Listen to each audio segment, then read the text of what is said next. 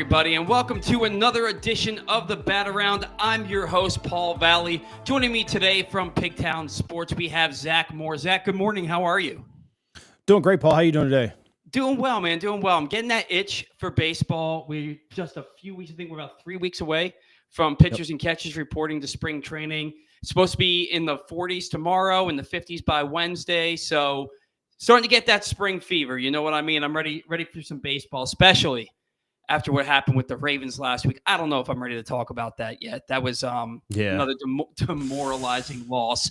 Want to remind everybody, today's show is brought to you by Royal Farms. Royal Farms is heating up the grill. This winter, you can get any grilled chicken sandwich at your neighborhood Rofo for just $6.99. Plus, it's just $20 for a 12-piece mix of their world-famous chicken. And they've got you covered for breakfast, too. For a limited time, combine any breakfast sandwich, perhaps one of their new Southern-style biscuits, plus their baby cake hash browns, and any size beverage for just $7. And speaking of breakfast beverages, try Rofo's new coffee and cappuccino flavors, mocha and horchata. Get to your neighborhood Royal Farms today. All right, Zach. We knew it was coming at some point. It finally happened. Anthony Santander, he is gone officially, signing with the Toronto Blue Jays. 5 years, $92.5 million. But Zach, crazy deferred money in this deal. $13.5 million signing bonus with $6.75 million deferred. And then over the next 5 years, the max salary he's making is $16.5 million, both in 2026 and 2027.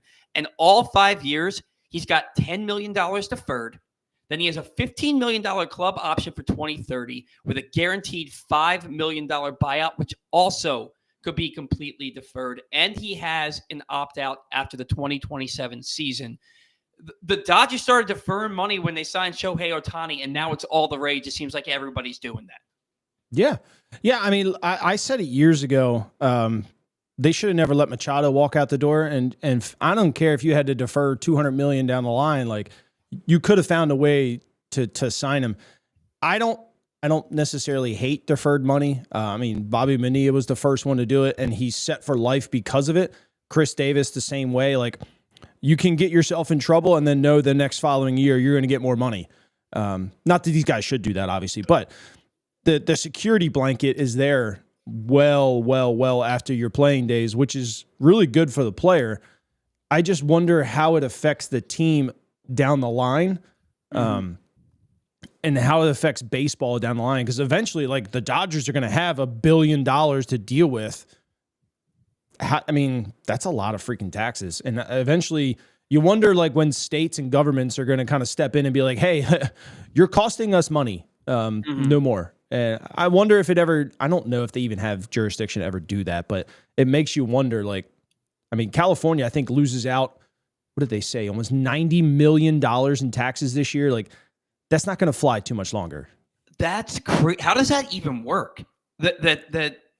So you're saying that the deferred money is costing taxpayers $90 million in California? Yeah. Yeah, because, I mean, think about all those taxes that the Dodgers players would have had to pay to the state of California. They don't have to pay it right now. Mm-hmm. And so somebody's got to. Right. Well, not that they have to. It's just they don't have that income that they thought they would have. I mean, look at Shohei. Like, eventually, when Shohei gets that money, he's likely not even going to live in the United States, so he doesn't have to even pay that California tax. So California is missing out on a lot of money. Wow. I didn't even think about that. By the time Shohei Ohtani's career is over and all that deferred money comes, he's only making, $2 million a year? Because he makes $50 million a year in endorsements. By the time his playing career is over, he moves back to Japan. He's sitting pretty. All this money not having to pay California state taxes. That is unbelievable. Now, talk a little bit. Santander's probably going to do the same thing. Like, he's likely going to move back to his home country and not have to pay Canadian taxes on that. Like, it's kind of smart for a lot of these international players. So then with Andy Santander, because you were on the show a few weeks back and you were talking about how you have to, when you're a Major League Baseball player and you play for the Toronto Blue Jays, you have to pay U.S. taxes, and then you also have to pay the Canadian taxes, and you have to pay the state taxes in any city that you play in throughout the season. So for the people listening who don't understand it, for me, who's even lower than a novice when it comes to this kind of stuff. Explain how that works a little bit if you're a little bit savvier than I am about it. I'm not the greatest numbers guy in the world, but I did look into it. And your U.S. tax rate is what, 30? At that rate would be 34, 36% or something like that. And then you'll pay, the 5, the 6% in Baltimore, the whatever it is in New York, 8, 9% when you do play there. And they do it by the day. So, it's all broken down. It's not a ton, but you do pay taxes in every state or every city that you do play in. But on top of all that, right, so you're paying 36 U.S. federal taxes. Then you have to pay 33 in Canadian federal taxes. You lose a lot of money. And think that $16 million a year for Santander is going to be like what, 7 or 8 maybe at the end of it, maybe less. And so then he's getting that, and then by having all that money deferred, so he gets paid all that money after his contract is over. And if he gets paid that money and he's no longer living in Toronto, he doesn't have to pay those taxes in Toronto. Which for the player, when you're looking at it, you're like, dude, you've averaged what, 35 home runs the last 3 seasons. You just hit 40, one of the all-time power seasons from a switch hitter, and you're making $13.5 million each of the next 5 years, $16.5 million max. But then it makes sense because it's like, you know what, when I'm done playing, because this is the only big contract Anthony Santander is getting, unless he turns into Nelson Cruz, right? This is the only big contract he's getting. He can go home or he can go wherever the hell he wants, get out of Canada after that's over and done with, and get all that money, not have to pay nearly the same amount of taxes. It makes perfect sense for the player, and he gets to go to a lineup where he gets to be a power figure in an already powerful lineup.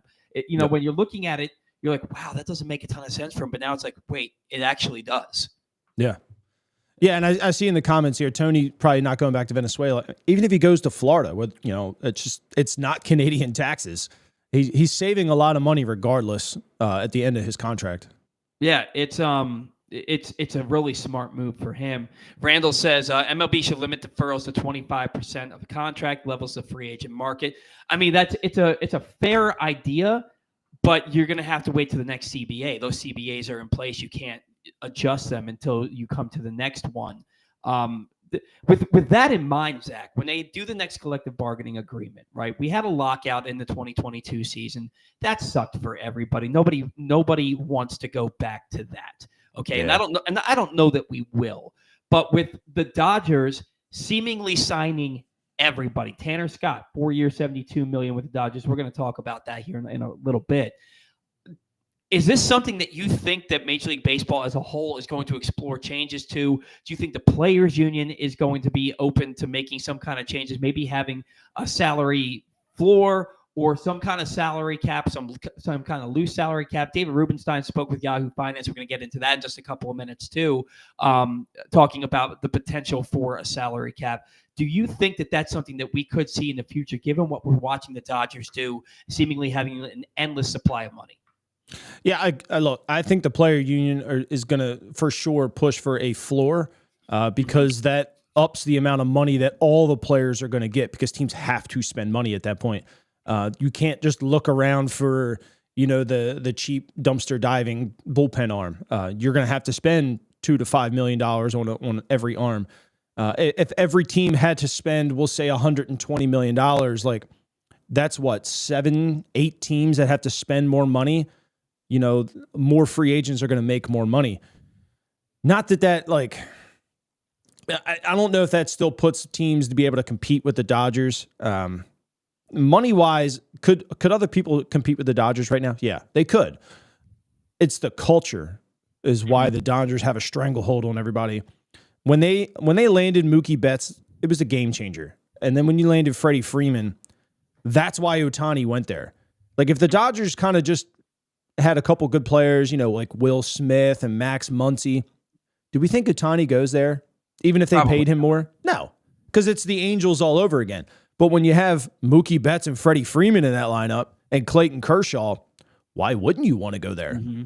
And then Ohtani brings everybody else with him because everyone wants to win. And I don't blame them. But where I think people kind of get a little misconception on the Dodgers is Tanner Scott was a free agent for a long time. Anyone could have signed him. anyone. And he took less money to go to the Dodgers. That's where that culture thing comes into play. I believe they said Boston had a 5th year and more annual than what the Dodgers did, and he still chose LA. That's the stigma that's going to be hard to break, in my opinion. Yeah. And it's not easy to break that. And teams, look, San Diego's doing it right now, and I feel like we could put Baltimore in this conversation right now. They're trying to build up first before they spend the money, because that's what the Dodgers did too. Their minor league system every single year is great. All their facilities internationally in U.S., everything is great. Their culture is great. The Orioles, the Padres, and the Phillies are all kind of trying to do the same thing, where eventually they can get to that point where they can get with the Dodgers, where everything else besides the money. Baltimore's probably behind the other two places because of what's around the stadium. San Diego, obviously better weather, but they're working on it. Other teams, I think, have seen that mold the Dodgers built, and they're working on it too before they can just go splurge out all this money. Because think about it. I mean, if you got two of the same contract, $300 million, like you're going to pick LA because you got a chance to win. Yeah, and speaking of picking LA, look, there have been some great teams that we've seen. We watched the 98 Yankees win 114 games. We watched the 2001 Mariners win 116 games. This Dodgers team, can you remember in your lifetime seeing a roster this stacked? It's legitimately an all-star team. They legitimately have an all-star team. It's not even an all-star team. This is a Hall of Fame team. Mm-hmm. They got, what, four Hall of Famers on it right now? Yeah. Kershaw, Mookie, Freddie, and Ohtani. Uh-huh. Yeah. Is there any more? Potentially.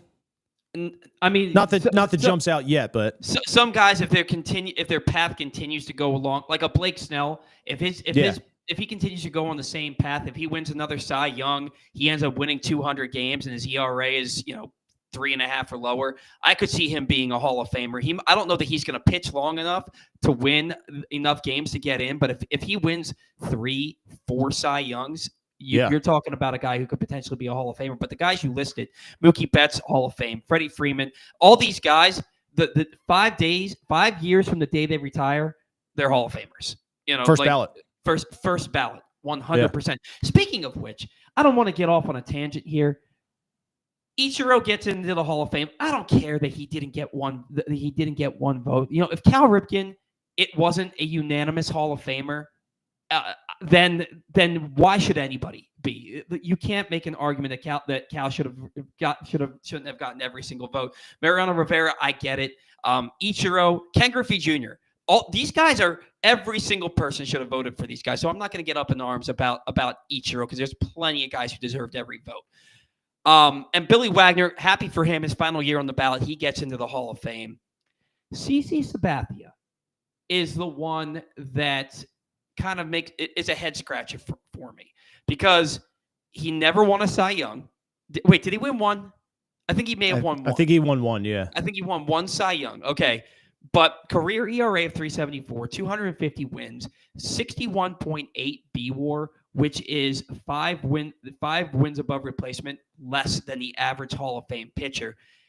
Mike Mussina, for example, pitched one less season than CC Sabathia, and Mussina had more than 20 WAR more than Sabathia. Yet Mussina got in on like his 5th ballot, and Sabathia got in on his 1st ballot. And I guess if you're whether you're a 1st ballot Hall of Famer or a 5th ballot Hall of Famer, Hall of Fame's Hall of Fame. Yeah. But do you think CC Sabathia should have gotten in on the 1st ballot? I think there were only twice in his career that he was maybe the best pitcher in this league. So when I was reading into this argument a little bit, and I believe, don't quote me on it, but I believe he's like one of 3 left-handed pitchers to do what he's done in his career. And I think a lot of people took that into consideration.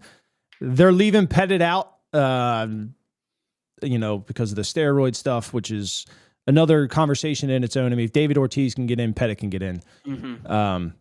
But as far as a left-handed pitcher goes, he's a top 5 lefty among all those stats right now, mainly because there's just more dominant right-handed pitchers. Mm-hmm. I think that's what a lot of people took into consideration, is just what he did from that side of the mound. But I mean, the class wasn't particularly strong either. Sure. And next year's class isn't any stronger. So I think you're going to go through a lull for a little bit of a couple years until we get to some of the guys that are playing right now. Some guys are probably going to make it that shouldn't have. I don't think you're getting a single first ballot Hall of Famer next year. I think the Nick Marquez might have one of the strongest cases, and he's not close.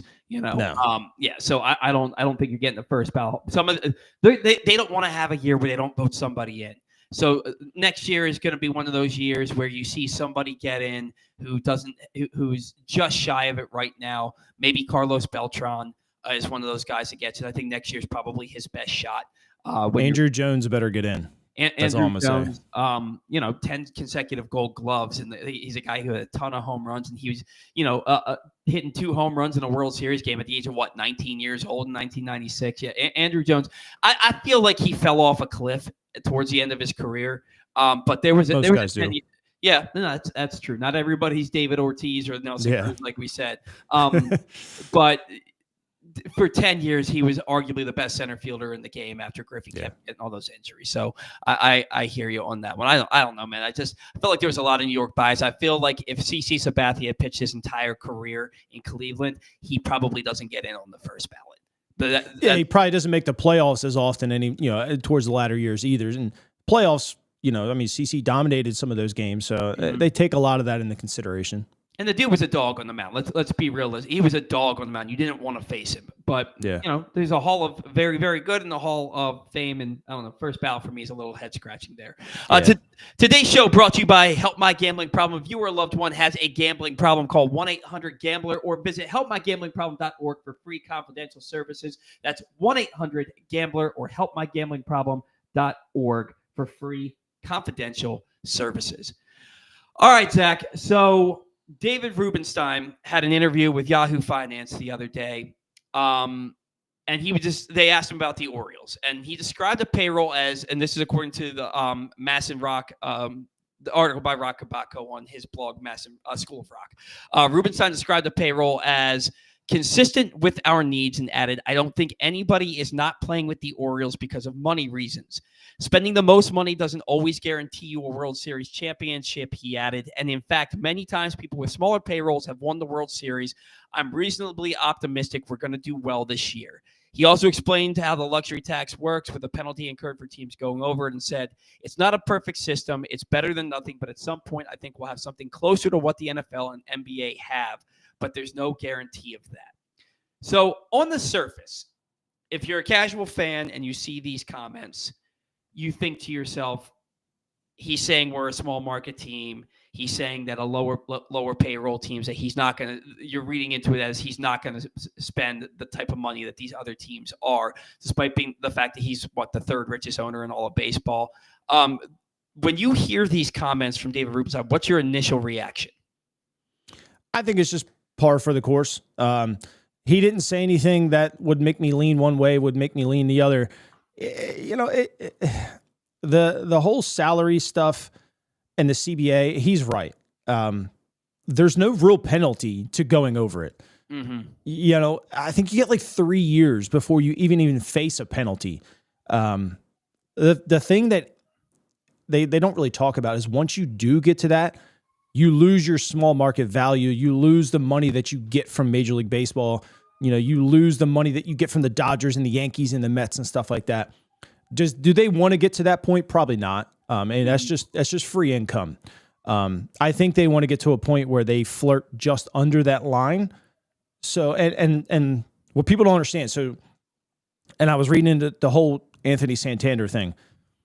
Because they already hit that mark last year and they signed him, they lost their 49th overall pick this year and $500,000 in international money. Wow. The Orioles don't want to get to that point where they're losing draft picks and they're losing international money because they signed a player. The Yankees and stuff like that, I don't think they really care. No. Until they don't have enough international money to sign Sasaki. Then it becomes a big deal. Look, his comments were basically just, I'm not going to spend with the Dodgers right now. Mm-hmm. I'm fine with that because as long as you spend with the Dodgers when it comes time to locking up Jordan Westburg and Gunnar Henderson and Adley and Jackson Holiday and Grayson Rodriguez. And they have a lot of money that's going to hit the books in the next, what would it be, 2025? The next 3 years after year 3. That's a boatload of money. You're looking to spend, if you retain those guys, you'll be spending more than the Mets and the Dodgers just to retain your own players. So his comments on that, basically, like I was saying, if they sign their own players and they get to that line, they don't want to sign another free agent at that point because then they're losing draft picks. And we know Mike likes draft picks. Yeah. And that's fine because you can't build a team without a good draft. And if you're just giving away draft picks, it's hard to build a team without just consistently buying free agents every year. I don't think they want to get to that point. I don't blame them for wanting to get to that point because, look, with Toronto's system, pick 49 probably could have helped them a lot. Mm-hmm. Now, is Anthony Santander going to help them? Yeah, for sure. But long-term speaking, that pick 49 could have been another good arm or, another Gunnar Henderson type player. What was he, pick 42 or something like that? Like those high round guys. Yeah, but those high round guys they're a big deal long term, and to lose something like that, I don't think they have an interest. The Orioles at least don't have an interest in doing that. Whatever. Just spend. Look, they're spending money. I'm okay if they don't overspend right now because Gunnar Henderson's going to cost a lot of money. And look, the last several years, one of the lowest, if not the lowest, payrolls in baseball. This year, their payroll is $156 million as it currently stands. That's 15th in all of baseball. When you go back to those 2015, 2016, 2017 teams, their payrolls were right about where the Orioles is right now. And we were talking about them as potential World Series contenders. Now, look, that's how we're talking about the Orioles right now. Also, they still have Jorge Mateo that they've got to figure out, who filed at $4 million. The Orioles countered at 3.1. So that's going to get you up to around $160 million. Are you going to go out and sign another free agent? Are you going to trade for somebody and take on their salary? You really don't know what's still going to happen over the next few weeks. And before we get to spring training and then into spring training. Orioles payroll is a lot higher than people expected it to be. Well, a lot higher than I think people realize right now. Probably not as high as we expected it to be with David Rubenstein taking over. But again, it's his first offseason running the team. And when you really think about it, you look at all the one-year contracts that this team has, and it kind of speaks to, we've got a lot of young guys who could be potential superstars, and we want to lock up most of them. And if you're going to do that, you can't sign free agents in 2024, 2025 to these big long-term contracts because then you can't pay your own guys. And the deferred money situation, that's going to be huge for the Orioles when it comes to locking up some of these guys. Now, the first name that you mentioned was Jordan Westburg. And we talk about Gunnar, we talk about Adley, we talk about Holiday. Jordan Westburg's a dude. And he's one of the most important players on this team. You saw what he was doing for this team. One of the best hitters in all of baseball with 2 strikes. One of their best hitters with runners in scoring position. When he got hurt, you saw how bad the offense got. Is Jordan Westburg a candidate to get locked up maybe before some of these other guys? Because he's never going to be the superstar that Gunnar is going to be and that Holiday could potentially be. But he's going to be one of those guys like a Trevor Story who's going to deserve to get paid, who's going to be a key cog on your team. Could you see Westburg maybe getting locked up sooner than the other guys because it might be a little bit easier to get a guy like that done? Yeah, so, look, he's 24 right now, turning 26, or 25, sorry, turning 25 at some point this year, but he's a free agent in 30. So what do we got? 5 years from that, he'll be basically 30 years old getting his first contract. Mm-hmm. He's not getting 2. He's not going to get 2 contracts. It's going to have to be a big one. Locking him up now early and buying out some of them arbitration years, to me makes a lot of sense. Mm-hmm. Give him the deal that he would want now, because at 30, he maybe gets 120, maybe 150. Mm-hmm. But if you would offer him 160, 165 right now, buy out some of them arbitration years where he makes more money, maybe he takes it. I think Westburg's a guy that I think Boris is probably going to push to the envelope. Same with Gunnar. If Jordan comes out here this year and hits 282, 31 home runs, 100 RBIs. I don't think they have a shot at locking him up because Boras is going to be like, let's replicate 2 or 3 more of those years and get you a $200 million payday. A lot of these guys make sense, but the problem is you run into is locking them up early and then something happens. Wander Franco being an issue. I don't think any of our players are ever going to go down the path that Wander Franco did, but he got locked up, got a lot of money, and now is no longer playing. A lot of these owners look at that and they kind of pump the brakes and they don't want to get to that point, but Jordan Westburg and Gunnar Henderson are probably 2 dudes that I would throw a lot of money at and don't care if I repay.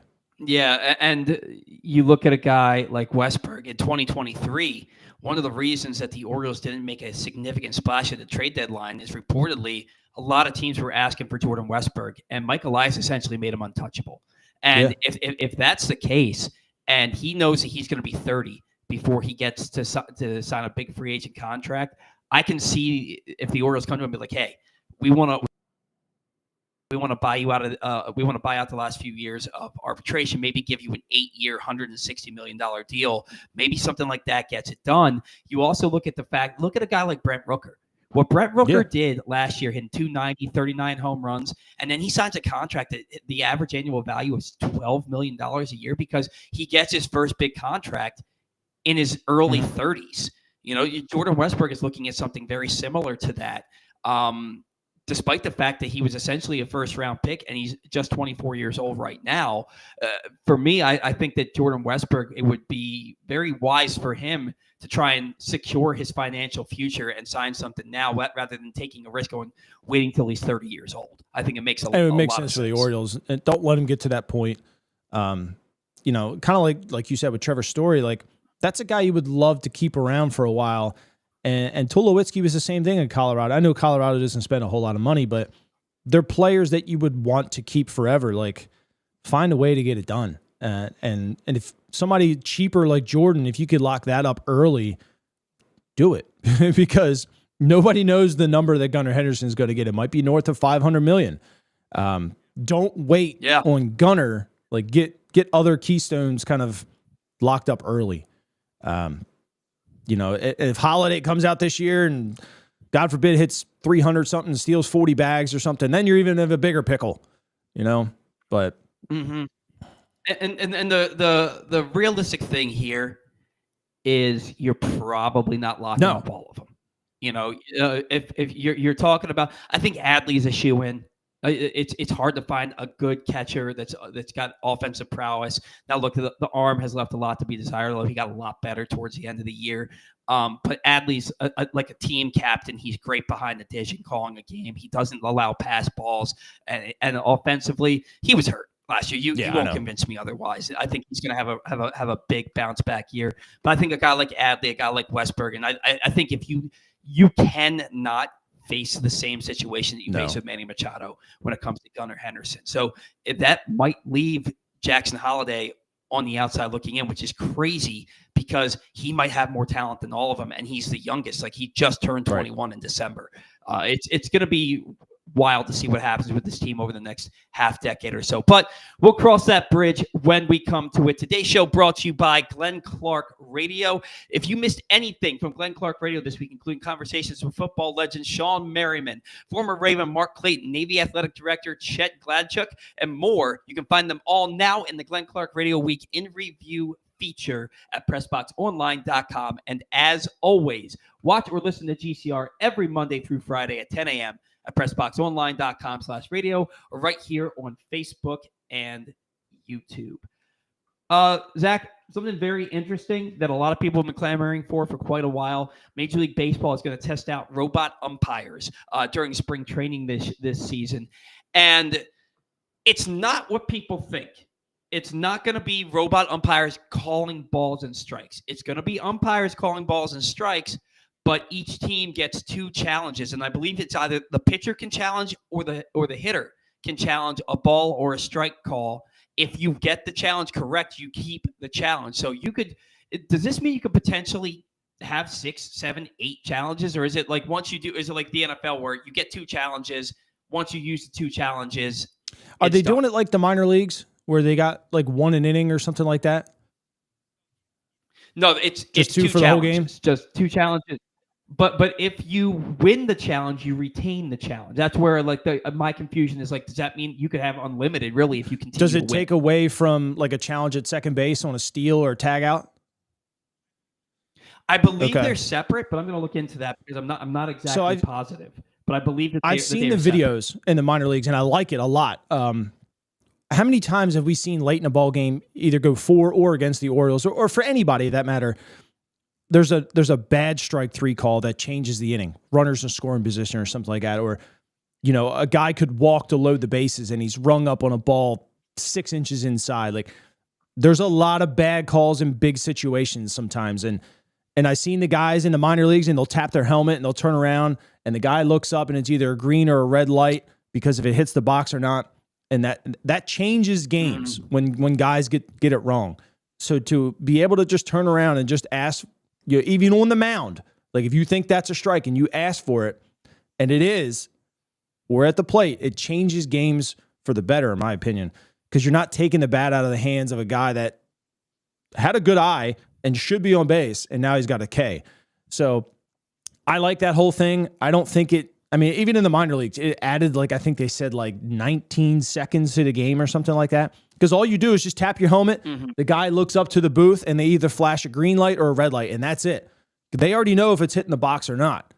So I like it. I think baseball needs it because it's just far too many times we've seen it late in the game, runners in scoring position, and a guy gets rung up either inside or outside, just a complete unhittable pitch.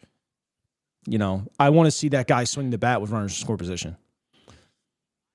See, I like it, and I think it's one of those things that's going to be wildly successful in spring training. I wonder if they can implement it this year if it's successful in spring training. I don't know how that works if they have to wait until the following season to implement. I really don't know how that works, but I'm all for it. Here's a couple of things that I wonder. You remember that Angel Hernandez strike 3 call on the Joe Nathan pitch to end the game? And he said that the ball crossed the strike zone. It landed in the batter's box. But let's say that a pitch like that technically crosses the strike zone despite landing in the batter's box, and the robot umpire calls it a strike.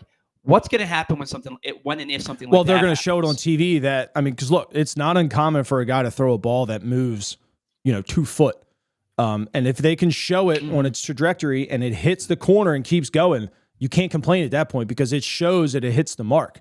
Now, if they show and it's completely off and they still get it wrong, well, then it's going to be like the NFL and people are going to be all pissed off.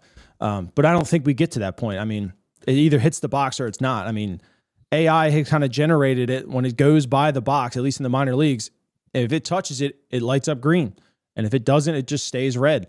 Like you said, it's big time moments in big time games where we kind of those things get magnified. If it happens in the first or second inning, I don't think anybody cares. You probably won't get a challenge. It's the 7th, 8th, and 9th innings where rallies are killed because of a bad call, where this would really, really help the game. Well, and that's kind of the thing that was the next thought that I had that kind of scares me is, let's say it's the 2nd inning and it's a 3-2 count and there's a pitch called a strike that the batter thinks it's a ball, and you're in a nothing ball game at this point.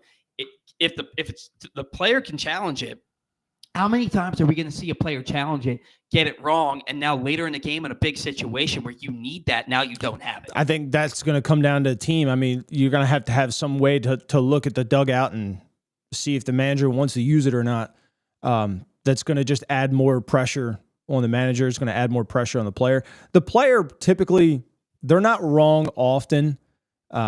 They're not going to look. When we were younger, we would be like, "Oh, I was safe," "Oh, that was a ball." It really wasn't. We were upset that we got out. At that point in their careers, they're not really like that. They know what's a ball. They know what's a strike.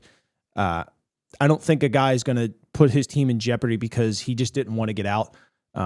If they really think it's a ball, they're probably going to call it. And I think most managers will probably respect their decision on that because they're the one up there. I don't know. It's another element to the game where you're going to have to figure it out. I think it's going to add a lot of strategy to the game, I think. And I remember seeing Paul Skeens pitching in the minors last year, and it was a 3-2 count. He threw a pitch. Umpire called the ball, and he immediately tapped his head. So the pitchers can do it too. And it got called a strike, and he was right. Like you said, these players, they know what's a strike. They know what's a ball. You know what I mean? I think it's going to be a lot of fun. I think that people in baseball all around, I think the majority of fans and the majority of players, I think are going to like this system. I'm excited to see it. And it's going to take the heat off the umpires. I mean, that Angel Hernandez call, that was bad.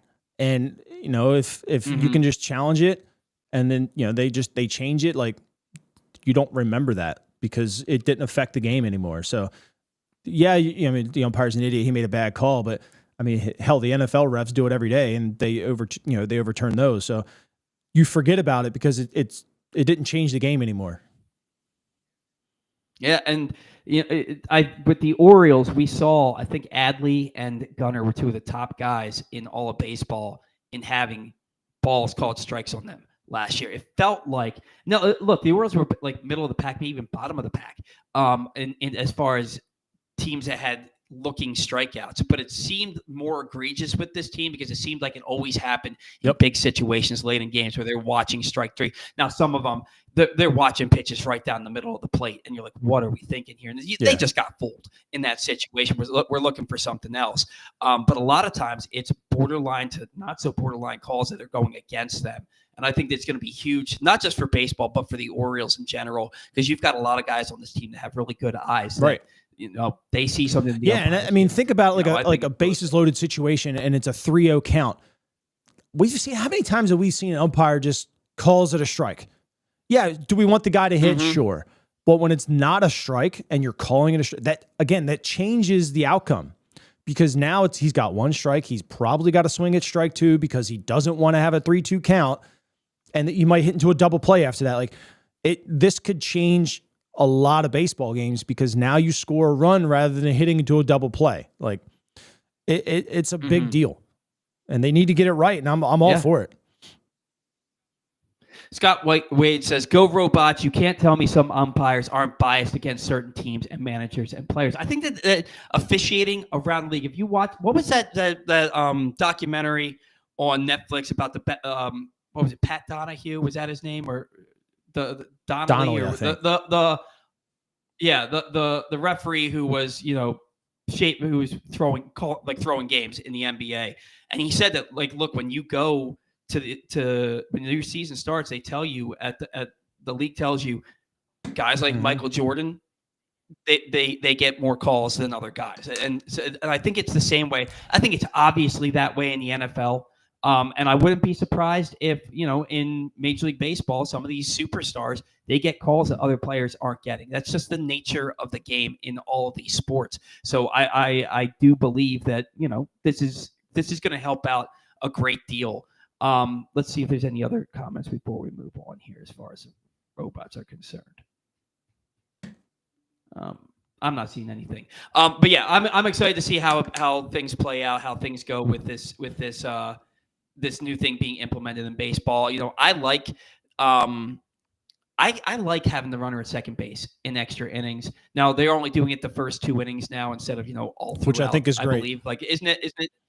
Yeah, I think that's awesome. I like the bigger bags. I like more stolen bases. It surprised me that the Orioles have a ton of team speed and didn't steal more bases. So some of these things that I really enjoy, even the shift where you have to have 2 infielders on each side of the bag at second base with their feet in the dirt. And I didn't really notice a huge difference. I think a lot of these rules that are being implemented are better for the game. The pitch clock, you can make an argument that has something to do with a lot of these pitcher injuries. And I'm not so. What is the other one? Where they were talking about what was the thing that Rob Manfred said was getting a lot of head of steam, and we were all up in arms about it. I haven't heard anything about it. What was since. That? This one was a complete joke. It feels like it went away pretty quickly. Yeah, I think they just wanted to. I know what you're talking about. I can't remember exactly what it is. I think they just wanted to gauge fan interest, and then when they seen how bad it was, it went away. Yeah. I can't even remember. The hitter. Oh yeah. You can take your best hitter and pinch hit them, give them another at bat at any point. Like that's stupid idea. Not all these ideas are built the same, but a lot of them I think are better for the game. And Oh, really, I agree. I mean, really look, we want runs. We don't want 19-inning games anymore. So I mean, I get it. The Ghost Runner kind of sucks sometimes, but it speeds everything up. I mean, on a Thursday night, if you're out there, like, I don't want to stay out there till 11:30, 12 o'clock because it's an 18-inning game. Like, let's wrap this up in the 10th or 11th inning. Right. I remember staying up to watch a game out in Seattle where Chris Davis got the game-winning hit in like it was ridiculous. Inning. It was like 4:30 in the morning here. The Stevie Wilkerson save out in LA. Like, I was so upset. My wife, she was just my girlfriend at the time. She's laying next to me in bed, and I fell asleep. And I woke up right after the last out, and she told me I missed the craziest ending to the game, and I was like beside myself upset. But it was 3 a.m. when that game ended. You know what I mean? That's why I love the Ghost Runner. It keeps the game interesting. It adds more strategy, and you're not staying up till 3 o'clock in the morning and missing big moments in the game because you couldn't keep your eyes open. Today's show brought to you by PressBox's annual Best of Issue, which is available now. And on the cover, we celebrate our Mo Gabba Sports Person of the Year honoree, Lamar Jackson. And inside, a collection of the top people, performances, and moments of the year in local sports. You can find the Best of Issue all throughout the region, including at 60 Royal Farm stores. And you can read it all right now at PressBoxOnline.com. All right, let's get into some roster construction here, Zach, and talk a little bit about some of these players that are going to be big for the Orioles in 2025. Let's start with the Orioles rotation, and I think it's pretty well set that the Orioles rotation is kind of locked in right now. They still may make a trade, but I haven't heard many rumblings about them engaged in trade talks for a couple of weeks now. So this may be what their rotation is, and if it is, you're looking at Zach Eflin, Grayson Rodriguez, Charlie Morton, Dean Kramer, Tomoyuki Sagano. I think that's how you pronounce his name. Cade Povich, and Albert Suarez. So I did a little bit of a breakdown of all these guys except for Sagano because he doesn't have anything in the major leagues to speak of. And let's start out with Zach Eflin. So last season, he made 28-plus starts for just the third time in his 9-year career. The two best years of his career have been the last two seasons. He's gone 26-17 with a 3.54 ERA in 343 innings pitched with just 48 walks. So the thing that stands out to me here, the last 2 years have been the best for him. He's been phenomenal. He was better than average when he got to Baltimore, and then he was just nails down the stretch for the Orioles. He was their best starting pitcher down the stretch. My question is, 3 seasons in 9 years with 28-plus starts. Is he going to post up for 30 starts this year? The Orioles need him. They need him. Will he go to the post 30 times? I don't think so. He's always been he's had injuries, minor injuries, but he's always missed some time, and I think he regresses a little bit. It's very hard to do what he did last year and then to keep that rolling. Now, I don't think he's going to have like an above 4 ERA or anything like that, but he's going to regress a little bit. His health is a big thing. And if they can keep him out there, it helps the team. But I think you'll probably get 26, maybe 28 starts out of him. And that's just kind of just how he lines up in his career. Something dumb always happens, either be a sore back or he gets sick and those things happen. It's fine. But if he can give you 25 quality starts, I shouldn't say quality because that's a stat, but you know what I mean? Like get through the 5th inning kind of thing. If he can give you 20 quality starts, like a real quality start, into the 6th inning kind of thing, that would be great. If he gets me into the 6th inning 25 times, through the 6th inning, 20-ish times, I think that's fine if he doesn't make 30 starts. I think the Orioles are likely going to do a 6-man rotation for a little while just to kind of we really see it a lot in April and May where these guys kind of just get shelled. And it's not that they're not ready. It's just their arm is alive when it's 80-some degrees in Florida, and then you come back up here and it's 40. That's how a lot of guys get hurt early in the season because your body's just not opening up like it did down in Florida. I think early on we're going to see a 6-man rotation. We're not, and we saw it last year too, even with just a 5-man.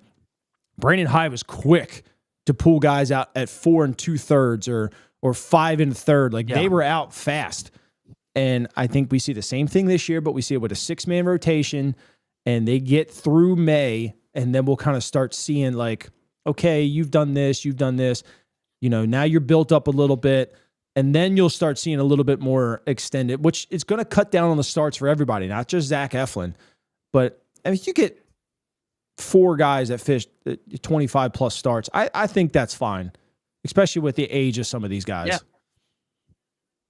And I think that their rotation, a lot of these guys, you don't have a guy that's going to come out there and pitch to a 2.85 ERA this year, but you have a handful of guys in your rotation that can give you anywhere between a 3.5 to a 4 ERA. And if those guys are making 25 starts each, I think that bodes well for your team, especially if you've got a strong bullpen. And I believe that the Orioles have a strong bullpen. I'd like one more piece, but I think that they're fine with where their bullpen is right now after the Kittredge signing. And Eflin last year with the Orioles, he got pushed back a start or two because he had some shoulder inflammation, if I remember correctly. So this is something that it happens a lot to a lot of players, and Zach Eflin's no different. And again, 28 plus starts 3 times in 9 years. It's something that you have to have in the back of your mind and entering the season, especially after what we saw, how decimated this rotation became beginning late May, early June. In 2020. Yeah, I think if we get multiple guys that get you 150, 160 innings, because innings are more important than starts, in my opinion. You get that many guys getting above 150, 160 innings, I think we're in a good spot, because that's going to kind of take a little bit of a load off the bullpen too. Absolutely. Now, Grayson Rodriguez, Zach, I think you and I are on the same page here in believing that Grayson Rodriguez is an ace in the making. He made just 20 starts in 2024, but he went 13-4 in those 20 starts. He had a 3.86 ERA. He had 11 quality starts, and he had 3 earned runs or less in 16 of those 20 starts. Pitched to a 2.43 ERA in those 16 starts. The other 4 starts, a 10.62 ERA. But I mean, that means that 80% of the time, you're getting an ace performance out of Grayson Rodriguez, and you're going to sign up for that in blood to begin your season. Now, here's the thing. He made just 20 starts last year because he suffered a lat strain. He suffered a lat strain in 2022 that prevented him from making his major league debut. He lost 3 months of the season in 2022 and then lost the last 6-7 weeks of the season in 2024. He's got to stay healthy. He's got to figure out this lat strain, maybe change up his workout regimen. I don't know if he has to change up his delivery, but something's got to change because he can't keep missing starts like this, especially if you're depending on him being at the top of your rotation. Your thoughts on Grayson Rodriguez, what we could see from him in 2024, and does he need to prove that he can stay healthy this year? I think a little bit is kind of overblown, a little bit. And I say that because I feel like the Orioles still baby him a little bit because he's still, 25 years old? I think he's younger. Yeah, so they're going to baby him a little bit. And it would be the same with Paul Skeens. If Paul had some kind of injury where he missed 4 or 5 starts, they're going to shut him down. They're shutting him down. Mm-hmm. It's not worth losing him longer. And I think the Orioles were in the same situation. He probably missed 3 starts where he probably could have made it. And Mike said, you know what? You're my horse. You're only in your 2nd full season. Go home and we'll see you next year. Get your body right. Mm-hmm. That obviously that's a knock on Grayson because it looks like he can't finish, but a little bit has to be kind of taken into account that the Orioles probably are still babying him. And I'm looking at his stats too. So like you said, some of the games that he gave up more than 3 runs, 4 times. And they're each in a different month. So it's like once a month, he just kind of just loses it. But again, it was his 2nd season. So if he takes that and builds off that and he cuts that down to maybe 2 games, you're looking at a damn good player. And he shoved it against some good teams this year. And I mean, I'm looking down, he 5-2 against the Yankees, no runs. And granted, he had 2 starts against Seattle. He basically went 12 in an inning, no runs against Seattle this year. But he shoved it against Toronto. He shoved it against Boston. Shoved it against Tampa. He shoved it against Philly. Shoved it against Cleveland. Shoved it against Texas, San Diego. All those he left 2 runs or less. I mean, you're looking at a guy who's going to take that next step. And when you look from 23 to 24, every single category got better. I think we're going to see the same thing in 24 to 25. Everything is probably going to get better. He still gives up the long ball a little bit. Look, he throws a flat fastball. It's going to happen sometimes. Guys are going to sit on it. You're going to miss your location. They're going to hit it out. Whatever. You limit that. I think it's like 1.2 for 2 years in a row that he's had per game. If it's a solo, I don't care. I'll leave it at that. Yeah. It's like, I think we saw it in Houston and LA is when it was a multi-run home run is when it really bit him. And, you know, both those games he gave up 7 runs. So if he limits that, and he's going to limit it, he's going to get better with age and stuff, and he's going to learn more. I think what I like the most is he had 100 more strikeouts than he had walks at 24 years old. Like, build off that even more. And you're looking at a guy who potentially, and I did a video about it. If he would have made 30 starts, he would have had top 5 most wins in baseball last year. And I mean, absolutely. I mean, he had 17 decisions in 20 starts and 13 of them were wins. You know, like that's a ridiculous. It was the highest in baseball, actually. Ridiculous because he's keeping his team in every game that he goes out, with the exception of those 4 starts that you said were each in a different month. And what I remember about Grayson Rodriguez, for one, he was the pop-up, the biggest pop-up draft pick back when he got drafted. I think it was 2018, when he was the 11th overall pick, and he wasn't even being talked about as a first-round pick prior to that final season in high school for himself. And then he gets into the Orioles minor league system, becomes the number 1 pitching prospect in all of baseball. He comes up, has a little bit of success, but also got really knocked around a lot. It seemed like every other start, he was giving up 6 runs in 3 innings.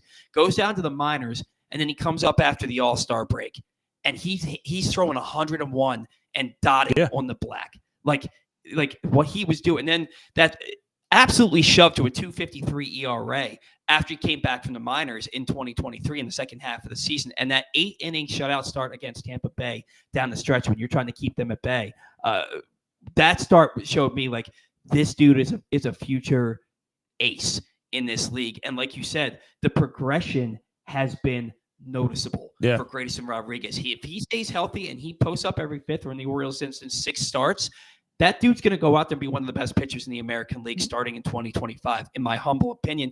And what we have to keep in mind, 1, he's just 24 years old, and 2, he's made 43 career big league starts. Legitimately 43. That's a season and a month, essentially, or a season and 2 months. This dude is still very young in his career, and I think that he's going to be talking about him in June as the best pitcher on this Orioles staff. That's yeah. I mean, advanced scouts have said he has Cy Young stuff. I think we start to see it come out more this year. And I heard a rumor in 2023, and I have no credibility to it. It was a rumor, but it would make sense. He was tipping his pitches when he was getting shelled. I think I heard that too. Did you hear how they found it out? So this is where I was kind of going. So this is, again, it's a rumor, and I don't know if it's true or not, but it's just what I heard.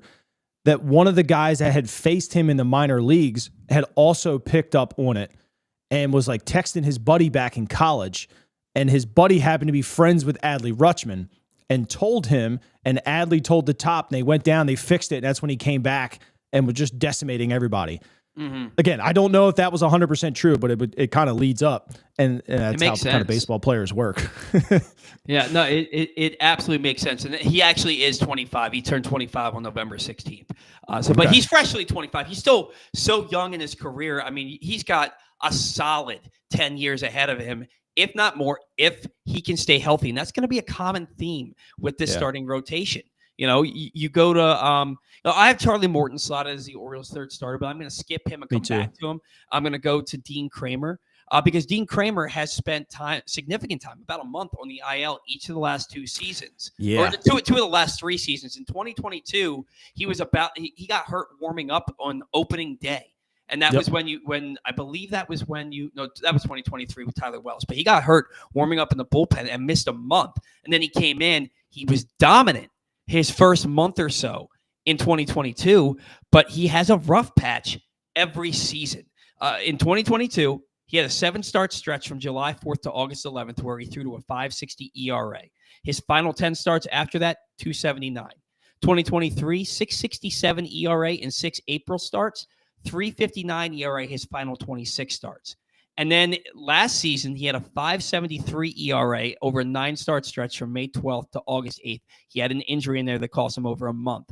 And then he had a 3.57 ERA in He had a 3.57 ERA in the 8 starts before, and a 2.98 ERA in the 8 starts following that 9-game stretch. So Dean Kramer, 1, he's been hurt 2 of the last 3 years, and 2, he hits these patches every year where he's leaving his fastball up and it's getting knocked out of the ballpark. It seems like when he's in those stretches, the first 2 or 3 innings, he's shutting them down in order. And then in the 3rd inning or the 4th inning or the 5th inning, he goes out there and gives up 3 or 4 runs. And then he comes back out for the 5th and 6th and he's good again.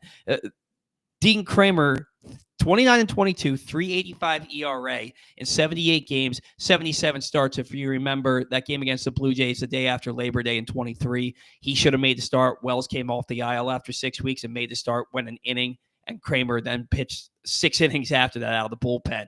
Yep. But so essentially 78 starts with 29-22 with a 3.85 ERA his last 3 seasons. That's going to be your number 4 starter. That's a legit number 4 starter.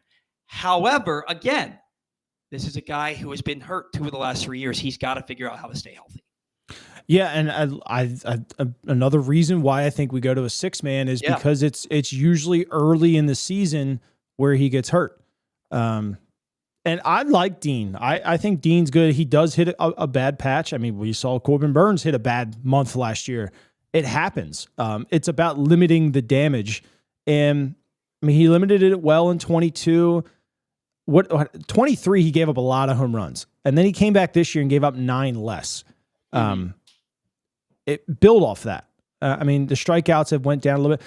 He's not a guy that, I mean, when you look at his career, right? 20, he had 4 starts, 21, 13 starts, 22, 22 starts, 23, he had 32 starts in the last year, 24. So he also doesn't have a ton of major league experience. He's got good stuff, though. And I think as a number 4, a lot of teams would like him as a number 4. Do the Orioles upgrade from him? Could they? Sure. I mean, look, if you want to sign Jack Flaherty and bump Dean out of the rotation and into the bullpen or trade him to somebody else, I don't think too many people are going to complain. But if you're rolling with Dean Kramer in as your number 4 or number 5 this year, I think plenty of people are going to be pretty happy with that. He gives you solid starts out of that spot in the rotation. Yeah. And it's just building off it. He's still a young guy too, isn't he? What, 27, 28? Yeah, he's in his mid to late 20s. Like and it's crazy because he was like a piece of that Machado trade, but the Yusniel Diaz was the centerpiece of that trade. Yeah. And Kramer was almost like a throw-in. And he's become like the only one that panned out. The only one that panned out. And like he's a legitimate big league starter who he has number 2 potential. And he's a guy that wants to post up. He is, and he's kind of funny in like how straightforward and dry he is with the media in his interviews. Like the dude is all business. He just wants to go out there and he'll say, I want to give you 200, 300 innings every year. I don't know that he's certainly not getting close to 300. I don't know that he'll ever give you 200, maybe once.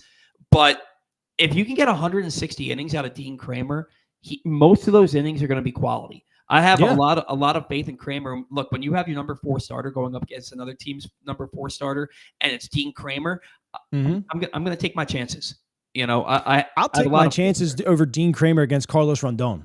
Yeah, and Carlos licks a lot of money. Yeah. But as far as trust goes, I trust Dean Kramer more than Carlos Rondon. Yeah, I'm with you there. I'm 100% with you. Rodon can give up a bunch of home runs. He can give up home runs in a flurry. You know, but I'm 100% with you there. Now, Charlie Morton, when the Orioles gave him $15 million, and then it was like kind of like he wasn't sure if he was even going to pitch this year, and now he's suddenly pitching for the Orioles for $15 million. I like the addition of his veteran presence. I think that is just as important as and I think you and I are on the same page with this. this veteran mentality and leadership is just as important as what he's going to do on the mound for the Orioles. This is this is a guy who's been a big game pitcher. He won a World Series game on a broken leg, right? And like this is a dude who's going to give you quality innings, but he's also going to teach these younger guys like Grayson Rodriguez and Dean Kramer and Kate Povich and Kyle Bradish what it means to pitch in the spotlight and pitch in big games and show up for your team. Last year, 8-10, 4.19 ERA. That has number 4, number 5 written all over it. But what I love about him is in the last 7 full seasons, excluding the COVID year, 25-plus starts, and he's got a 3.65 or better ERA in 5 of those 7 seasons. Look, the velocity's down, but that curveball is still nasty. He still gets a lot of swing and miss despite not throwing all that hard anymore. Charlie Morton is a sneaky good addition to this team. You and I agree he's going to be the number 3 starter, a lot of which because of his name, because of who he is, and he's earned that respect. He's really important for this team, Zach, in more than just pitching every 5th or 6th day. Oh, yeah. I mean, and look, it's often overlooked. So he had 8 starts last year against the AL to a 2.54 ERA. So, I mean, he still showed, and I think the AL is better than the NL as far as hitters go. He still showed he can get guys out. And he only gave up 3 home runs in those 8 games. Yeah. That's a big deal for us. Now, the walks were semi-high. He had 21 in 8 starts, but he had 44 Ks. And they only hit 178 off of him with a 283 slugging. Not hitting him very hard. That's really good. I mean, come back and do that again this year. Look, and we talked about it before. If Charlie Morton stays below a 4 for the Orioles, you're looking at potentially 4 guys that are going to pitch below a 4 ERA. This rotation's a lot better off than people are kind of giving it credit for. Yeah. Now, I've seen people kind of laugh at Major League Baseball and some of the people that are kind of putting their rankings together. They value the Orioles a hell of a lot better than the fan base does. They have us ranked, 6th in power rankings or something like that. I've seen another one that has them as the 2nd best team in the AL. I think people realize around baseball, scouts and stuff like that, and players, this Orioles team is a damn good team. Yeah. It's just the fans that it's not enough for them. But Charlie Morton's gonna really help this rotation by more than just his veteran leadership. He's going to pitch really well for us, I feel like. And he's got a long and good history with Drew French, which helps things too. And look, I don't think you can discount the fact that the Braves made the playoffs. They didn't make any noise in the playoffs last year. They were in it all year. But I mean, you're looking at it, if you're Charlie Morton at 40 years old, you're saying we're too beat up to win a World Series. And I'm not saying that he shut it down or anything like that, but it's different. It's different. It's difficult to get up the same way when you know that your season, even if you make the playoffs, you know your season's not going anywhere. It's difficult to get up the same way. And I think you add Charlie Morton to a young team with some young offensive firepower, some solid pieces in the rotation with a really good bullpen, and arguably when he's healthy, the best closer in all of baseball at the back end of your bullpen.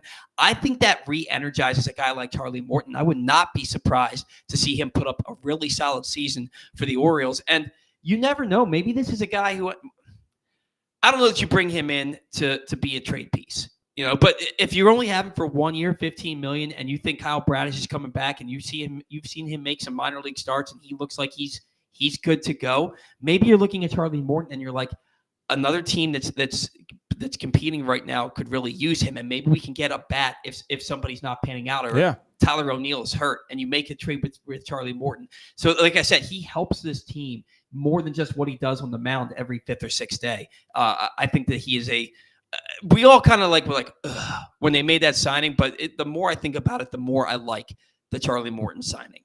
And he's been here too with young players. Like when he went to Tampa, they were young and they won. And then he goes to Atlanta, and Acuna was young, and Albies was young, and they won. And I mean, granted, you still had Freddie Freeman there and stuff like that, but he's been in this situation before around young guys and a young pitching staff and stuff. I mean, when he went to Atlanta, Strider was really young, Soroka was really young. I forget the other guy, but they were all extremely young. And the Orioles, I would say they're young anymore, but they're inexperienced. None of them really have a ton of starts. So he's been here before and he's excelled in those situations. So I think it's a bigger deal than what people are kind of giving it credit for. Yeah, it's a signing where at first I kind of scoffed at it, but the more I think about it, the more I like it. Yeah. Tomoyuki Sagano, look, he's a 35-year-old rookie. Yeah, he was great in the World Baseball Classic. That was 8 years ago. They used the Major League Baseball in that World Baseball Classic. So he dominated. He dominated the U.S. team for 6 innings of 1-run ball when he made that start. But again, 8 years ago, one of the most accomplished pitchers in the history of the MPB. Won their equivalent of the Cy Young last year. He won 3 MVP awards over there, and I think he won 3 MVPs and 3 Cy Youngs, and none of them were in the same season. So This is a very accomplished pitcher. Whether he pitches out of the rotation, I believe that they brought him here to pitch out of the rotation. Whether he's out of the rotation or out of the bullpen, I think it's a good signing for this team. I think of Wei Yin Chen right off the bat, where I think that this is a guy that could come in here, and if he gives you 30 starts, I think his ERA is going to be below 4.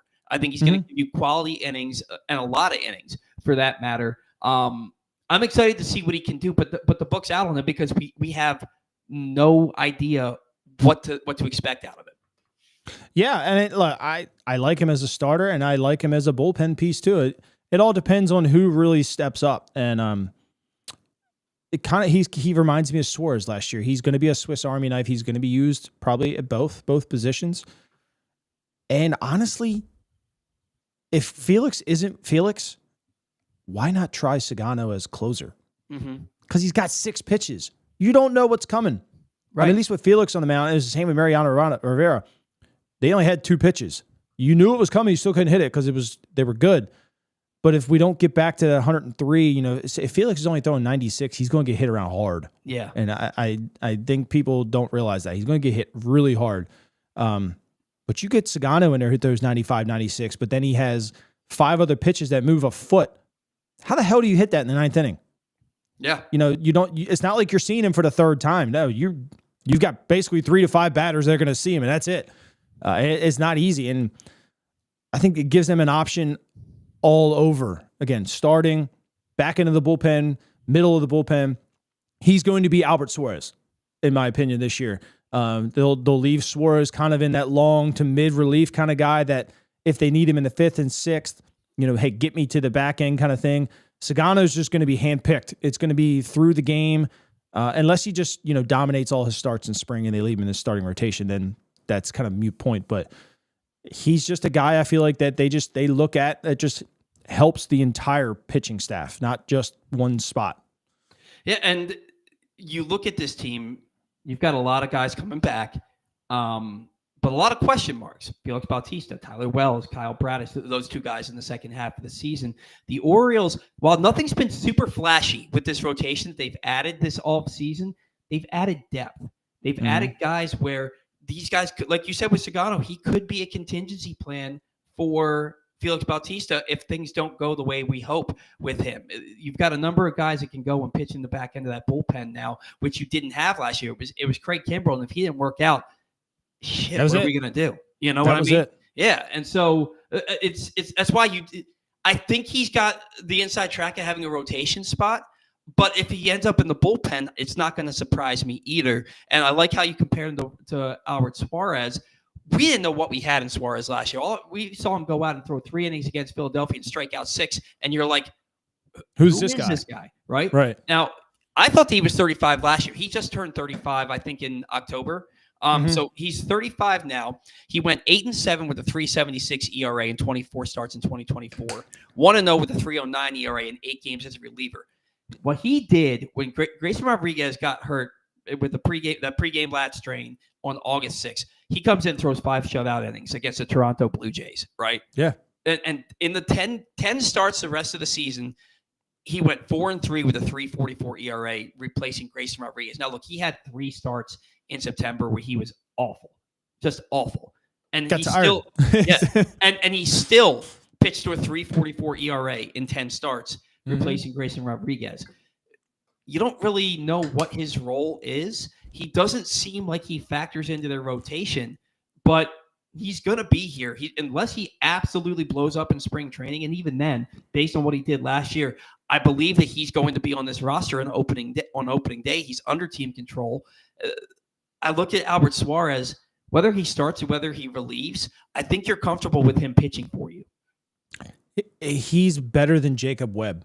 So he could go and take over that spot.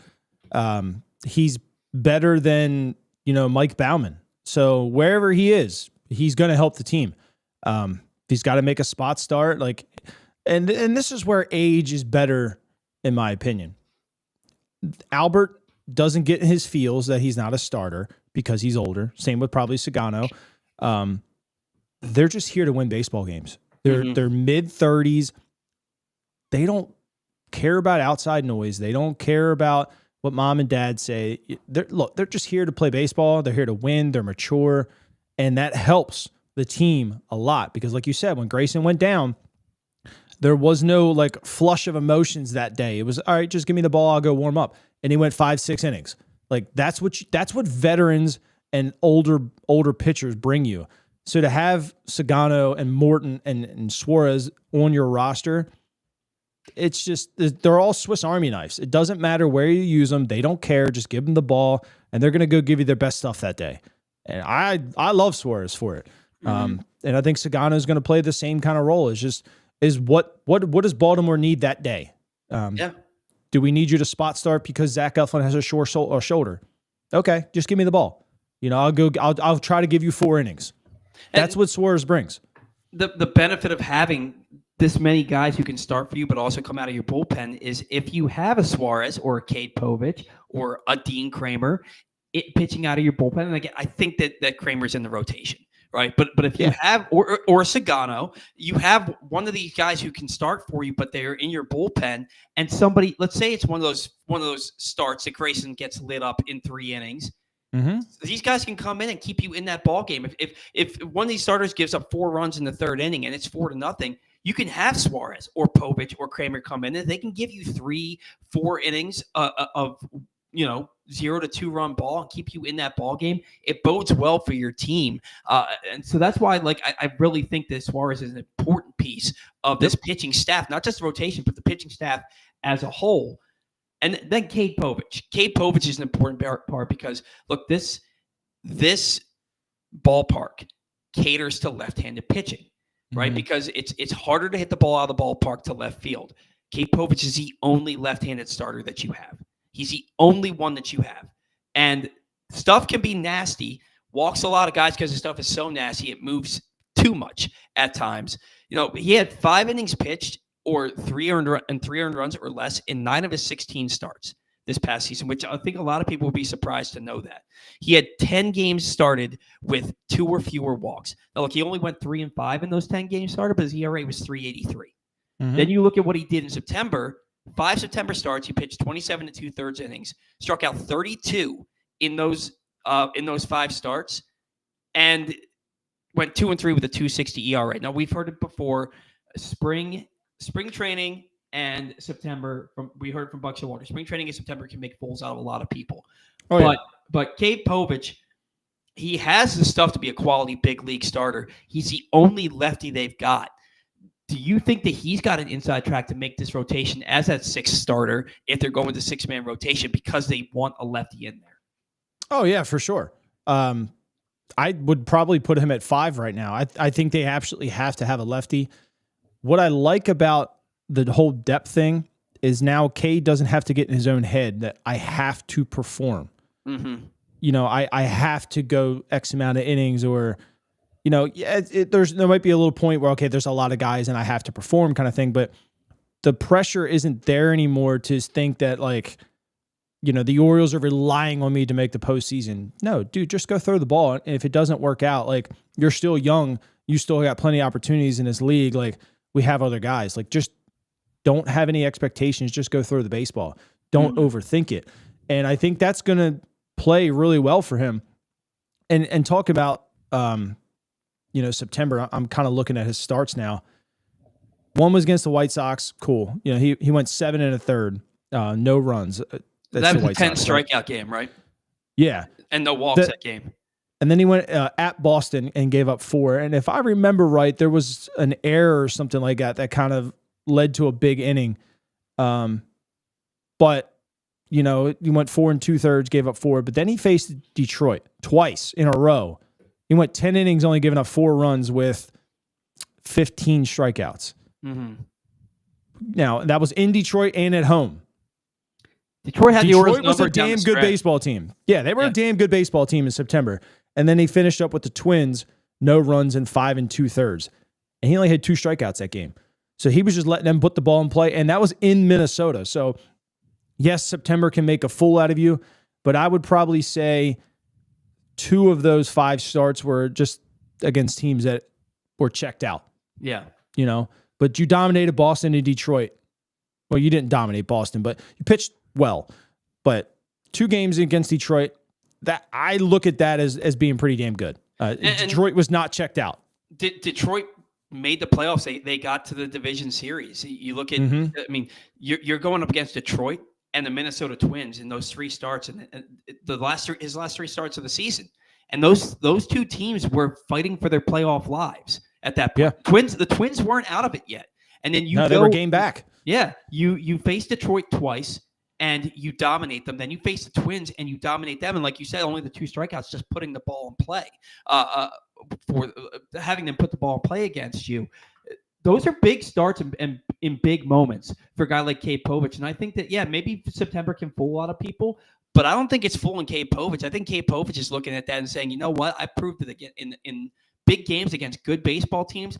I can pitch in this league and pitch well. I think it just boosts his confidence. He actually went 15 2/3 in those final 3 games, 2 against Detroit and against Twins. 15 2/3, giving up 6 hits. Yeah. Against teams that were fighting for their life. He's a dude that, when he's in the strike zone, he's not giving up a lot of hits. He doesn't ball moves a lot. Hits. Yeah. And if he can harness it, as a lefty pitching out of that rotation in that ballpark, it could be a really sneaky good year for Cade Povich. He's probably the one pitcher that I'm the most interested to see what he's going to do. These other Sagano's up there, but like Eflin has that track record. Grayson's building that track record. Morton certainly has that track record. Same thing with Dean Kramer. Cade Povich, he could be like a make or break guy for this rotation. If he is as good as we think he can be, that's a really solid piece and a solid young controllable piece for your starting rotation. Today's show brought to you by County Sports Zone. Find every score from every high school sporting event all year long at countysports.zone. Proudly sponsored by your local Toyota dealer and buyatoyota.com. Now, Zach, it's 11:18. I have notes about some offensive players. I don't want to keep you too long. Do you want to run? We can hit a couple of them.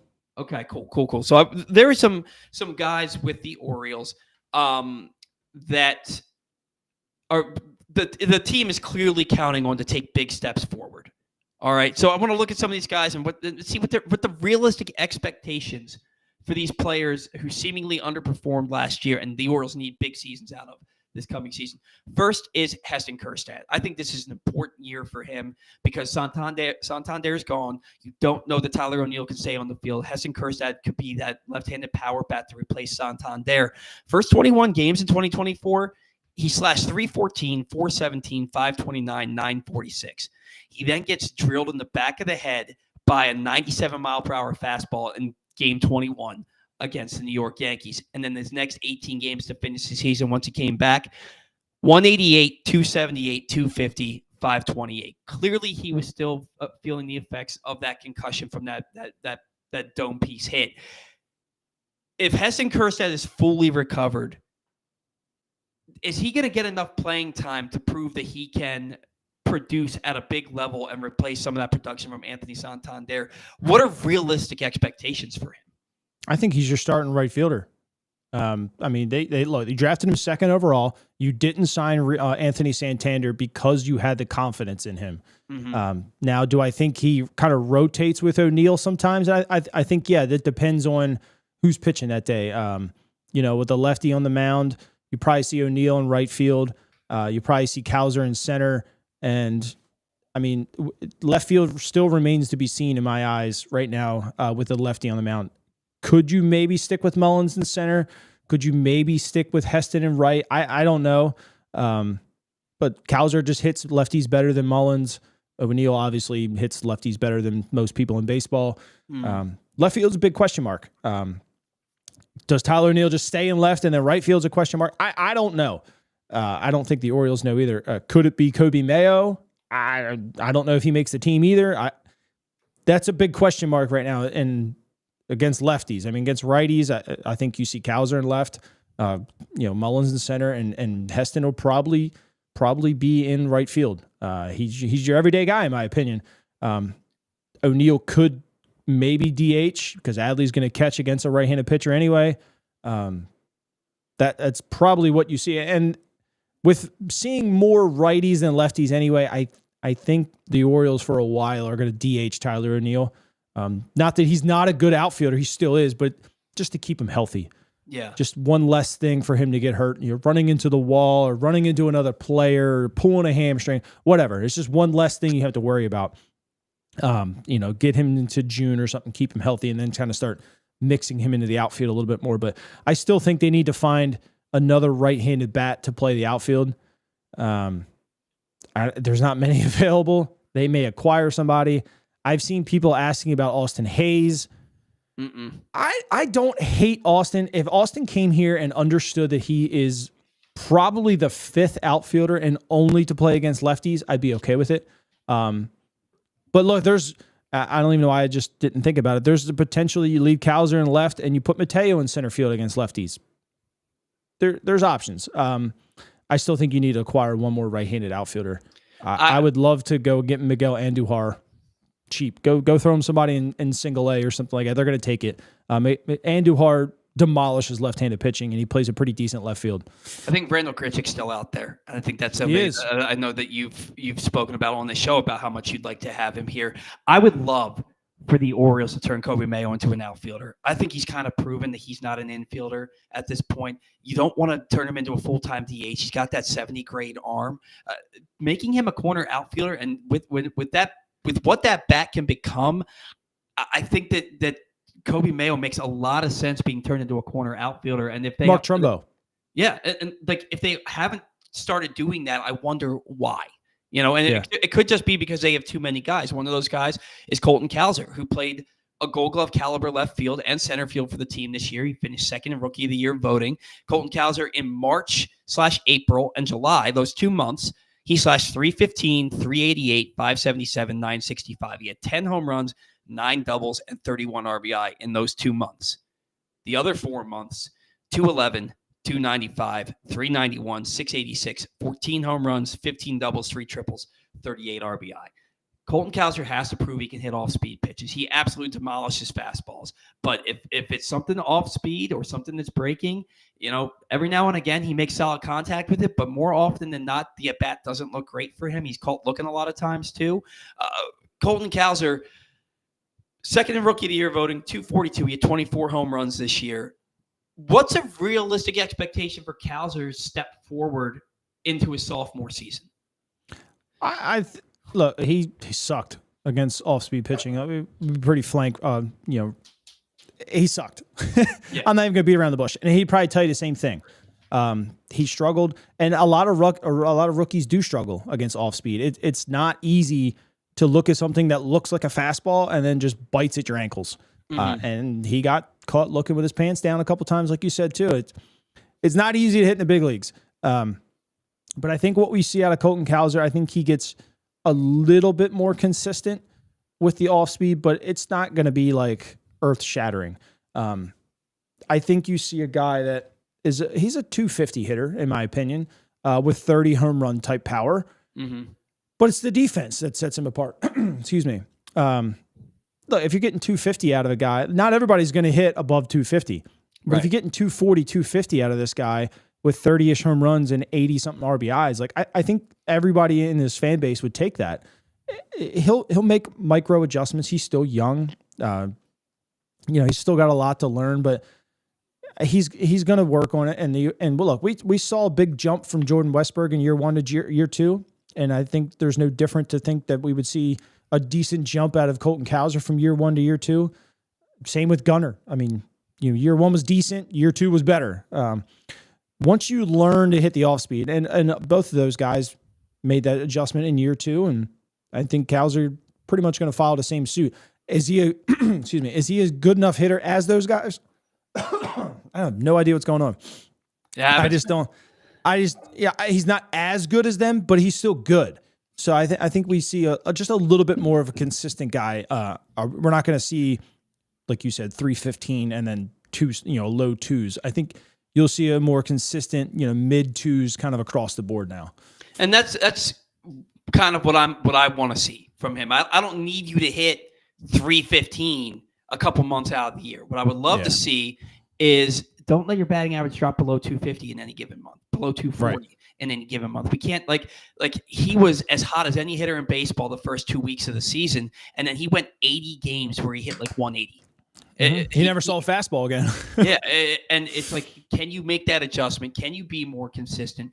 Can you show up down the stretch for this team when we're getting into the dog days of summer in August into September, and now you're playing games where you're making a playoff push here?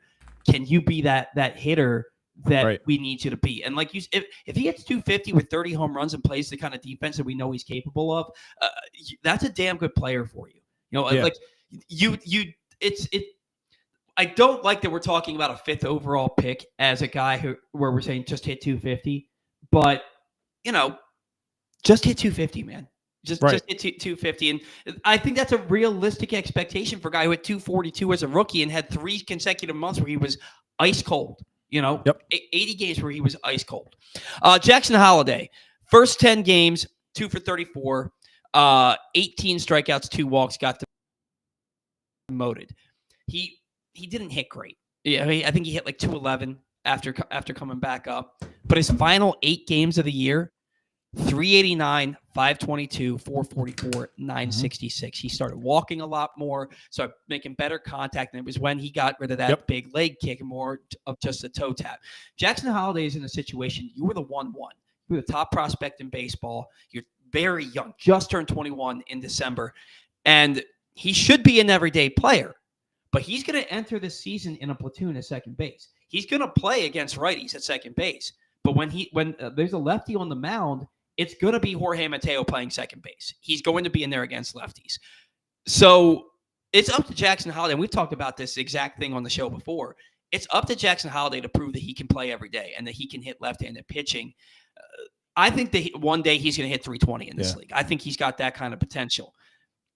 What is a realistic expectation for Jackson Holliday in 2025? Are we talking about him kind of the same way we're talking about Colton Cowser, just hit 250? I think Jackson's better than hitting 250. He's got a great eye. He set records in the minor leagues for walks. I think we see a more confident Jackson. We see, especially at the plate. Defense, I think we still are kind of hope and pray kind of thing. It's hard to learn a new position just with more time. I don't know if platooning him makes it any faster, which is why I think we still have some issues. But I see Jackson hitting 265, 270, and just a ton of walks. I'm really high on Jackson Holliday. I think he's going to really, really turn the corner this year. Probably end the season as the leadoff hitter. Just everything there. I agree with that too. He has it if he needs it. It's just confidence. And what I like about the change here, a lot of people don't realize it, but Westberg from year 1 to year 2 actually made a mechanical change to his stance. He got the hands a little bit higher. Colton Cowser from his first abysmal year to last year made a change in his stance. So it's not uncommon for guys to make adjustments once they've failed. And this stance change could be a big deal for Jackson. And why I like it more than anything is his head stays still. The leg doesn't move as much. And that's why Ohtani's so great. His head never moves. So, and Heston, I think we also see Heston's stance change a little bit. It's going to kind of knock down some of that leg kick. The head moves too much when you pick the leg up and then you got, a pretty hard plant down on the ground, and you can try to toe tap it like you're supposed to. It's really damn hard when a guy's doing 100 miles an hour to toe tap. So just cutting that out is going to be a big deal. And you mix in with the eye and walks and stuff like that, he's going to be a tough out. And if he uses the whole field like he did those last 8 games and he driving the ball to left center field and stuff, what do you throw him? Probably a little bit more off speed Well, when you miss, he's probably going to hit it over into the Utah street. So I expect a pretty big year out of him, and I think the Orioles do too. They're going to put a lot of eggs in that basket, and I think for a bit we'll see a little bit of Jorge Mateo, but I think towards the end of the year that's Jackson's job, and I think he's going to take the bull by the horns, and he's just going to run away with it. Yeah, I expect to see Jackson Holiday really get some solid run, and I eventually. I think he's starting the year in the platoon. Unless he just comes out and just dominates everybody in spring training, I think he's starting the year in the platoon. But I think he's the Orioles leadoff hitter by the end of June. Like you're saying, the end of the year. I think that he's that guy. He's going to be getting on base and hitting it high enough of a clip that they're going to say, let's move Gunnar into the 3-hole and get Jackson up at the top of the lineup. And then you look at it, Jackson Holiday. Between him, Gunnar, and Jordan Westberg, I think you're going to see 30 triples between those three guys. You should see 70 stolen bases too. Yeah, when those guys put the ball into the gap, I didn't realize Gunnar stole 21 bases last year. Like when those guys put the ball into the gap, they can run forever. I think you're going to see a ton of triples out of those three guys. And Jackson can put the ball out of the ballpark too. You look at this Orioles lineup, and they've got 9 guys that can hit 20 home runs in a given season. When you really look at it, I think the only one that you're looking at, you're like, he probably can't hit 20, is Jorge Mateo. The rest of this lineup, top to bottom, can hit the ball out of the ballpark at a pretty high clip, and that leads me to Ryan Mountcastle.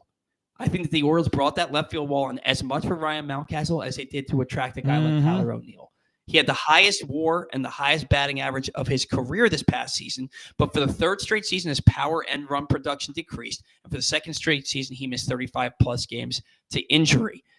He's a Gold Glove caliber first baseman. He's been a finalist at that position each of the last 2 years, really found a home over at first base. He hit 33 home runs as a rookie, and I think his high after that is 21. This is a guy who the Orioles don't really know what they're doing at first base if Mountcastle doesn't pan out, because Kobe Mayo hasn't proved that he can play there. You don't have anybody else in the system that's legitimately a first baseman. You have Ryan O'Hearn, but it's a head scratcher, his inclusion on this roster at all for me. We don't need to. We've talked about that enough. Ryan Mountcastle, I think this is a big year for him, and if he can nobody has lost more home runs to Baltimore than Ryan Mountcastle. He's lost 11 since they put that wall in place. I think if he has that wall out of his head and he can just go out there and be Ryan Mountcastle, then the Orioles have expectations for him that he can get back to having that 30 home run power.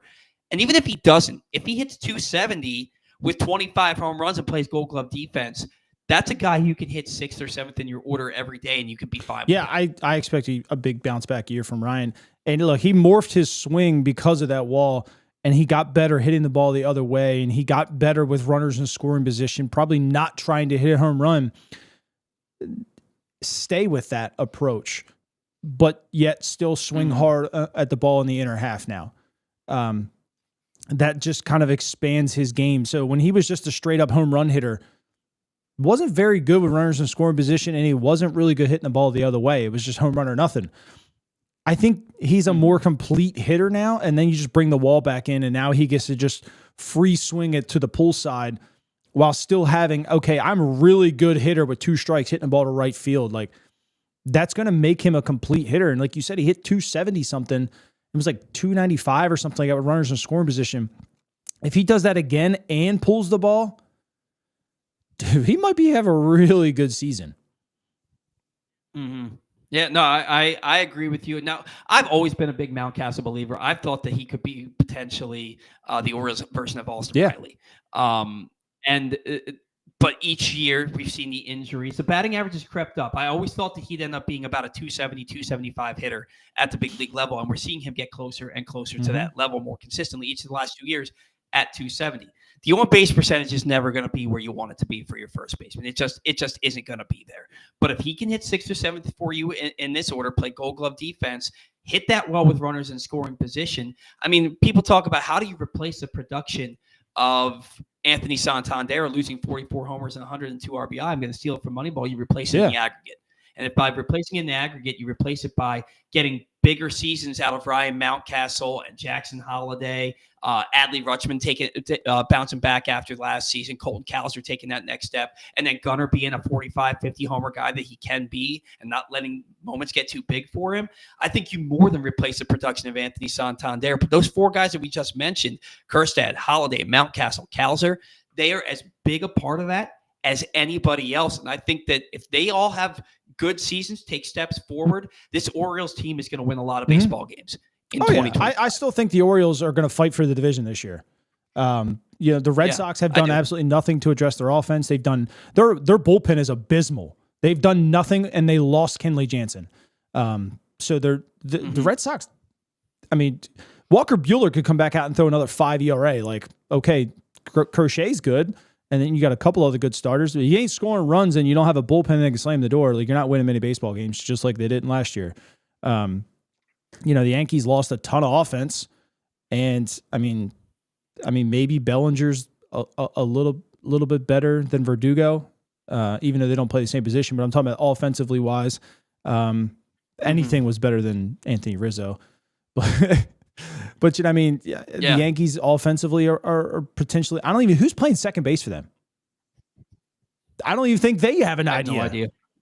Is it Jazz Chisholm, or are they keeping him at exactly? Third? Right? Is it Oswaldo Cabrera maybe? Like, I mean, the Yankees lost a decent bit there. I mean, Torres lit it up in September, and he lit it up in the playoffs. Like, I understand he struggled all year, but like, this Orioles team can win 95 games right now. You go and add like a Jack Flaherty or another bat to it. Like, there's a damn good baseball team. Yeah, they have the best young position player talent in the division, if not the entire league. And it's a lot of ifs. If this guy takes a step forward, if that guy takes a step forward, if this guy gets back to what he was. But other teams have as many ifs, and they're bigger ifs. Like, is Paul Goldschmidt what he was last year, or is what he was every year before last year? Is Cody Bellinger? He's never going to be the 2019 MVP. Is he what he was last year? Is he what he was in 2023? Or is he more the guy that we saw 2020 through 2022? And can he handle the New York media? That's going to be a big question. Mentally, can he handle it? He couldn't handle LA. Exactly. They ripped him up down there, and he crumbled. New York's worse. I mean, Cody Bellinger might hit 205, just because of the stress of the New York media. We saw Randy Johnson get crumbled by the New York media. He was winning Cy Youngs every other year in Arizona and Seattle. He comes to New York, pitches to a 5 ERA, and he goes out to San Francisco, and suddenly he's the big unit again. It's New York. Carl Pavano, Pavano. He went out there. His career ended essentially. Like New York also has a tendency to get every last bit of juice out of players. Yeah, sometimes. Well. Like, some guys go there and they completely revive their career because they're sometimes. Playing in New York. I mean, Stroman hasn't, Rondon hasn't, James Paxton didn't. I mean, that might be the end of Bellinger after we know it. Who knows? Yeah, it's going to be a fun season for sure. Orioles have a lot of opportunity in front of them, and it's also because football season just ended for us that it's like let's get into baseball here. I'm ready to go. Like, I'm getting more and more excited. I'm looking at this roster, and now that I've taken the glasses off that say I need an ace starting pitcher, and I need Teoscar Hernandez, and I need Tanner Scott in the back end of the bullpen. And I'm looking at this roster construction as the depth and the quality of players that they have. I think that this team is really, really solid and has an opportunity here. I mean, you're talking about a team that's averaged 91 wins the last 3 years, and they've got guys who are graduating and getting better and better and better. It's exciting to see what this team is going to be doing moving forward. Today's show has been brought to you by the CIAA tournament. Baltimore welcomes the excitement of the Food Lion CIAA men's and women's basketball tournament at the CFG Arena from February 25th to March 1st. Huge event, ton of fun, lots of amazing basketball. So go get your tickets now at Ticketmaster.com. Just get to a few comments before we get out of here today, folks. Birdland Sports Zone says, I honestly think that rotation is just as good, if not better, than the team that won 101 games. But on the whole, yeah. But you look at that 2023 rotation in the second half where you had Kyle Bradish and Grayson Rodriguez and Dean Kramer all pitching to a 3.2 or better ERA down the stretch. And then the veteran leadership of Kyle Gibson. That was a really good rotation the second half of the season. Like Kyle Brash, people don't realize his last 13 starts, his ERA was like 3.05. Grayson, the second half, 2.53. And Kramer had pitched his best baseball in August and September of that season. This rotation, I think it has good veterans. It has guys who have been there, done that now, and has an opportunity to pitch really well all year. But that second half 23 rotation was pretty damn good. PR3, I don't know. Do you know you know this guy, right? Yeah. It says, give me Tomoyuki Sagano Rookie of the Year. It'll be funny to rob the New York Yankees. I'm assuming you're talking about Jason Dominguez. I don't know that he's as good as people say he is. I also don't know that he's as bad as fans of New York's opposition want him to be. If Sagano wins Rookie of the Year, that would be huge. I'm not betting on it. But again, it's because, like we said, the book's still out on him. We have no idea what he's going to provide for this team. I'll throw $10 on it. Whatever. Yeah, why not? Well, the odds got to be pretty good. Wall Street window. The Orioles got all the players they need to start the season. Fans need to stop flipping out. They can make a trade around the edges during the season for playoffs. The vets will help big time. And I think that's kind of like what we've been talking about all show, is that none of these moves have been sexy, but they've been moves that were needed to make this team better. And most of this offseason, we talked about, is this team better than the team that took the field in October against the Kansas City Royals? I can't say that they are. You haven't replaced Corbin Burnes. But I do think that this team is better now and better equipped for the season than the team that ended 2024. But that's also, they had a ton of injuries. That team through June, one of the best Orioles teams I've ever seen. But since then, I think that this team is in a better position now. Yep. Daniel Pitts, FYI, Orioles pitching and catches report in 19 days, February 13th. We're almost there, chomping at the bit.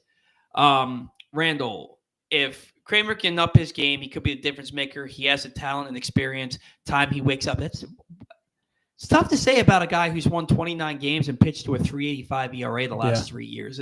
For his role in the rotation, he's what he needs to be. Maybe a little bit more consistency. Avoid those 7 to 9 start stretches that are rough. And I think that he can be a difference maker for the team. Randall also says the only one preventing Kramer from becoming a strong number 2 or ace is Kramer. I don't know, Zach. Do you think he has number 2 or ace potential? Maybe. I mean, anybody could. They just got to figure it all out. Can't stand Flaherty Montgomery. Rather see the Orioles stay pat until midseason trades. I don't think that Montgomery's coming here. I don't think that the Orioles are interested in signing Jack Flaherty at this point, now that they've got probably 8 to 10 legitimate candidates for their starting rotation. Wall Street window, I'd rather see what Cade Povich can do than Montgomery. They got to let some of these prospects have a shot. They already signed some vets, which is huge. Don't need more of them.